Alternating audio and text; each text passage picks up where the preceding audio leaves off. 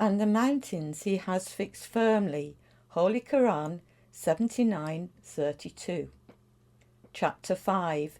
Saints and Mountains. Introduction. Throughout history, the great prophets such as Abraham, Moses, Jesus and our prophet all spent considerable time in the mountains.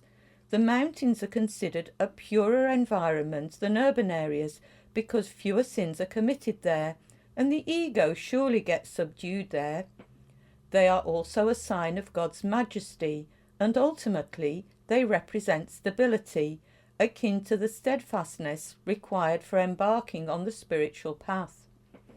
To absolutely connect or reconnect, whatever the case may be, holy people choose the mountains as an ideal place for meditation.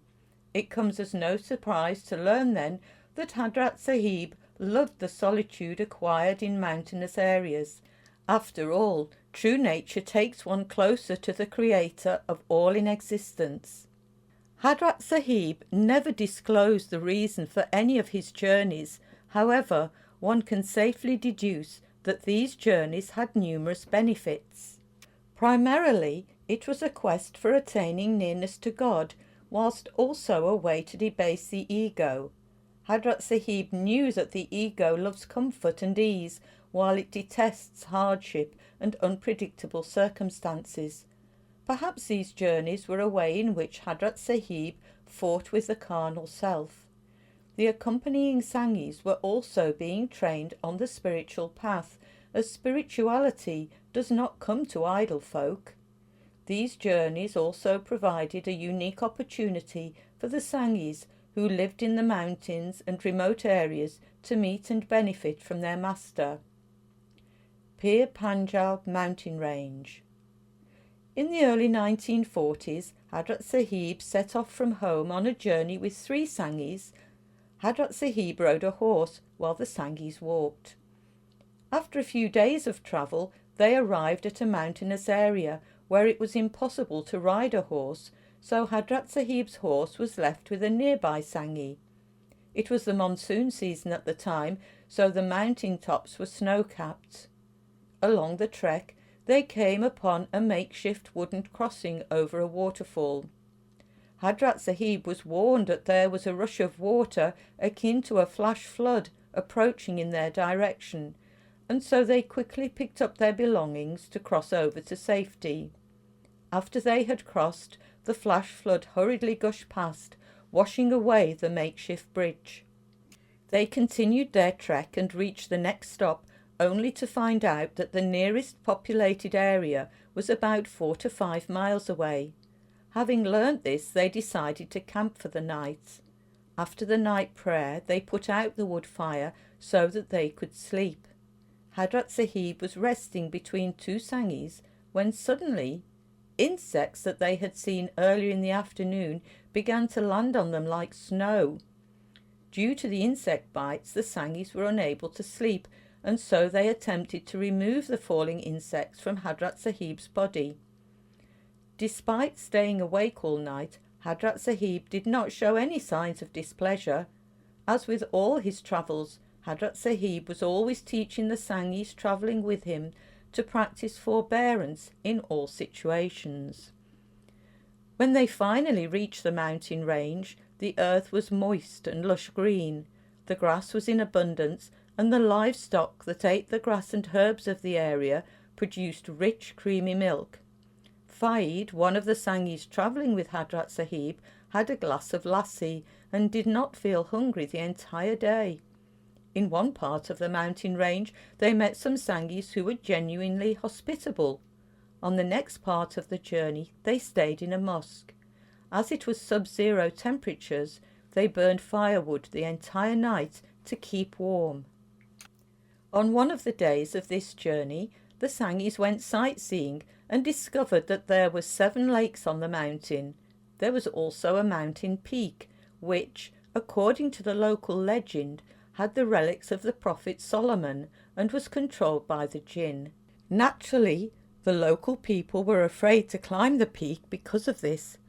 Hadrat Sahib said to Faid, "If you like, you can climb the mountain peak." However, Faiz was afraid to go on his own and requested Hadrat Sahib to accompany him, but Hadrat Sahib declined his request. On another occasion they were walking through the forest when suddenly their faces turned red and they began to experience severe headaches.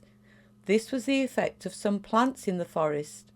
When they arrived at their destination, their host understood the cause of the issue, so he gave them milk to drink and told them to rest. When they woke up the next day, they felt lightheaded but happy. Following this, they began their return journey from the Pir Panjal mountain range to the village where they had left Hadrat Sahib's horse. Change of plan. Hadrat Sahib travelled to Hensa in the hope of returning home. He stayed at the home of an old Sanghi, Saeed. Many local Sanghis came at night to pay their respects, and after the night prayer, Hadrat Sahib told the Sanghis that he would leave for home early in the morning. He, therefore, advised them to bid him farewell. Before retiring for bed, Hadrat Sahib instructed Saeed to prepare breakfast early. The next morning Hadrat Sahib's spiritual state began to change. Presumably, he received inspiration from God on where he should go next. Breakfast was brought and placed before Hadrat Sahib. He took one morsel, but was unable to swallow it. His face displayed signs of spiritual absorption, and he instructed the host to take the food away. Hadrat Sahib informed the Sanghis that there was a change of plan, and instead of going home he wanted to visit a local shrine. These sudden changes of plans are spiritual matters that are based on inspiration and not predetermined itineraries. Sometimes the spirit of the deceased saint invites the living saint to visit him. In expression of gratitude, the living saint receives various litanies and presents it as a gift to the late saint. After several hours of walking, the group reached the location of the shrine. Hadrat Sahib meditated at the grave for a short while and then said, "We are going to stay the night." As it was cold, the custodian of the shrine provided a house for their stay. Hadrat Sahib instructed the Sanghis to recite lengthy litanies, and subsequently they had to remain awake all night to complete their recitations. The following morning Hadrat Sahib dedicated what had been recited during the night to the soul of the deceased saint.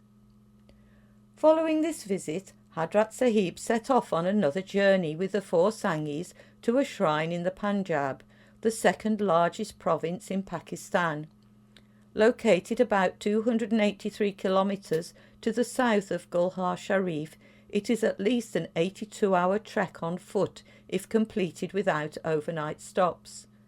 On this occasion, however, Hadrat Sahib rode on horseback as the 4 Sanghis walked alongside him. On the way to the shrine they spent the night in the home of a friend of Hadrat Sahib's. In the morning they crossed the river by boat and spent the following night in another village. The next day they arrived at the shrine, and Hadrat Sahib paid his respects and said, "Let's go." However, Faiz suggested they offer the afternoon prayer. Hadrat Sahib commented, "We are going elsewhere. You stay if you wish and join us later." When a master visits a shrine, sometimes the matter is resolved in minutes, and it is needless to overstay. Perhaps this is what occurred, but Faiz the novice was clueless in wanting to stay longer to gain more benefits. The lesson here thus is simple. The master always knows best. Old woman's hospitality. Hadrat Sahib indicated that he wished to visit another shrine. It began to rain, so they took shelter in an old woman's mud house. She welcomed the guests and offered her home for them to spend the night. On the one hand, it could be assumed that this was a mere coincidence, but on the other hand, there are no coincidences when it concerns God's plan. Perhaps the old woman had pleased God, and as a reward she was granted the honour of hosting Hadrat Sahib, as in those days guests were viewed as a blessing from God, especially guests of Hadrat Sahib's calibre. The next day after sunrise the weather conditions were dry, so they resumed their journey from the old woman's house. Small Shrine. The next destination that Hadrat Sahib and the Sanghis visited was a small shrine of a saint.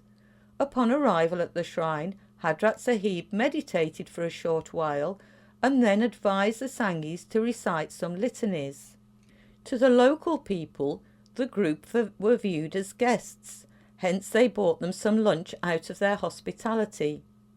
During that period, there were no hotels or any other food places, so people took care of strangers. After lunch, the group finished their recitations and presented the merit to the deceased saint. Feeling happy and at ease, Hadrat Sahib now stated that he wanted to go home. It seems that there was a spiritual mission that he had to perform, and it was completed at this shrine. Hadrat Sahib did not disclose these matters to the Sanghis, but based on the experiences of the previous saints, one can deduce what took place. When saints carry out missions, they do so inconspicuously and seldom reveal the details of their spiritual assignments. Being discreet in all these matters is a quality that is part and parcel of holy people. On the way home they met a local Sanghi who pleaded with Hadrat Sahib to spend the night at his home, and his sincere invitation was accepted. An intoxicated mystic lived nearby, and so Hadrat Sahib ordered the 4 Sanghis to visit him. When they arrived at his residence, he offered them some tea and recited a Punjabi saying, "Sacrifice yourself and become a true lover like Bilal." He was teaching the Sanghis to devote and dedicate their lives to their master, Hadrat Sahib. However, the Sanghis soon forgot this message, as later events indicate. The journey home. On the return journey, Faiz, in his naivety, once again tried to play the role of the leader and suggested a shortcut to Hadrat Sahib that would save the 3 Sanghis a 2-mile walk. He advised Hadrat Sahib that the 3 Sanghis would take the shortcut and 1 Sanghi would remain with him. It is a common trap for the novice to start instructing his master, as the ego wants to assume the position of authority. According to Faiz's plan, Hadrat Sahib would travel on the road with a Sanghi, and the other 3 would take a shortcut, and all would meet up at the bottom of the hill. Naturally, Hadrat Sahib did not follow Faiz's plan and changed direction. Hadrat Sahib always followed the divine plan, not the one suggested by the cunning ego. The 3 Sanghis waited for Hadrat Sahib at the rendezvous point, and after waiting for a while they became worried and went back, fearing that the horse might have fallen and injured itself. They found no sign of Hadrat Sahib, when suddenly they met a traveller on the road and inquired if he had seen a person on horseback. "Yes, I saw a holy person on horseback, and he instructed me to tell you to meet him at the river crossing."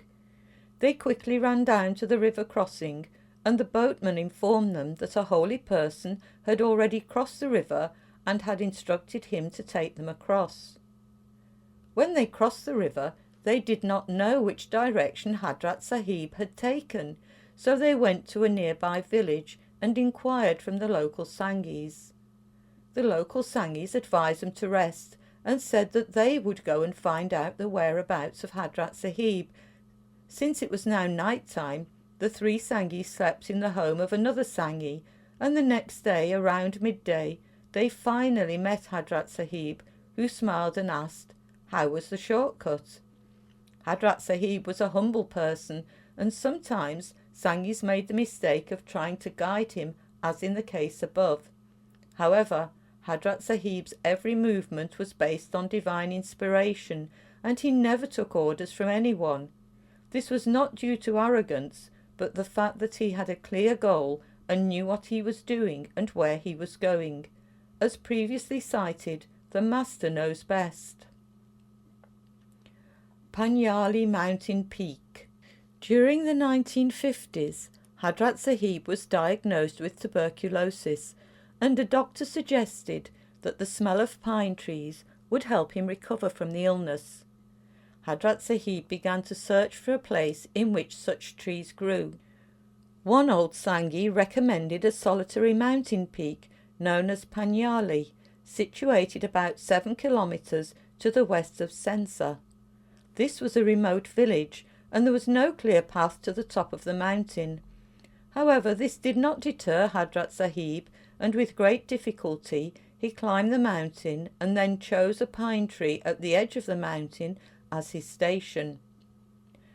There was a poor villager, Jan, who resided nearby, and he offered Hadrat Sahib half of a simple room in his mud hut, as it was freezing and unsafe to sleep outside. Hadrat Sahib would spend the day praying on a rock under the pine tree, and a nearby Sanghi would prepare some food for him. At that point, most of the local people did not know who Hadrat Sahib was. Jan's wife seemed to be possessed by a jinn, and this was a common occurrence in that region. To cure her, Jan sought the help of an exorcist who charged 100 rupees for his service. Jan asked Hadrat Sahib for 100 rupees, but Hadrat Sahib only had a few pennies in his pocket and said, "This is all I have, if that is of any use to you." Jan was offended and did not take the change. Hadrat Sahib felt uncomfortable that he could not lend Jan the 100 rupees that he wanted. Since Hadrat Sahib was not known as a saint in the area, it never occurred to Jan that he could cure his wife free of charge. Hadrat Sahib's piety was not on display. If one were sincere, they would notice it, otherwise it was often overlooked. The exorcist came and proceeded with his antics and claimed he found the amulet that caused the problem. Immediately after, he took his fee and left. Hadrat Sahib suggested to the local villagers that a small mosque should be built in the area. Initially, the villagers were not keen on the idea due to their poverty, and it was challenging to bring building materials to such a remote place that is high in the mountains. Gradually, some villagers supported the idea, and Hadrat Sahib chose a location on a rock to build the mosque. On one occasion, years after Hadrat Sahib had last visited, a Sanghi came to Panjali, and Hadrat Sahib inquired, "How is the place?" He replied, "This place is perfect, as the devil cannot climb up here." Below this mountain peak is a village where, in his youth, Hadrat Sahib went into seclusion for 41 days. Hadrat Sahib often sat on a platform under a pine tree where he would meditate for a few hours during the day. Above this area was the jungle, where a grey francolin often sang. Gradually, as the days passed during his seclusion, the grey francolin came down the mountain and sang next to Hadrat Sahib. This was an indication of Hadrat Sahib's spiritual state, a state of being absorbed in God, which meant creatures did not fear him, since no harm could come from him. Later in life, when reflecting upon this incident, Hadrat Sahib would sigh and say, "Those were strange moments. Nowadays, perhaps our sins have increased as people are afraid to come near us." Pride. Once Hadrat Sahib travelled with 3 Sanghis in the mountainous area in Kotli to visit a shrine and cemetery. A young Sanghi who had learnt the art of recitation of the Holy Quran was proud and kept correcting the 2 older Sanghis' pronunciation. Hadrat Sahib called an old farmer and asked him to listen to the proud Sanghi's recitation of the Quran.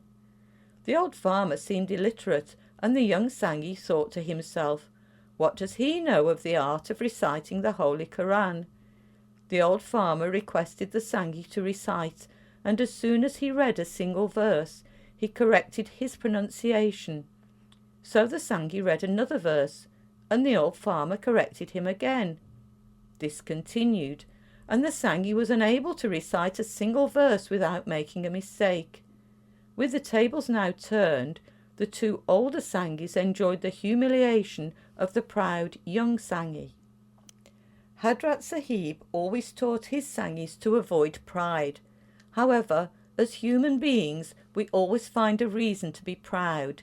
This makes a person treat others inferiorly and creates discord between people. Hadrat Sahib never uttered any words of pride throughout his life and always behaved in a humble manner, as if he were in the presence of God. The saints must be like the mountains, standing firm, but without even as much as an ounce of pride.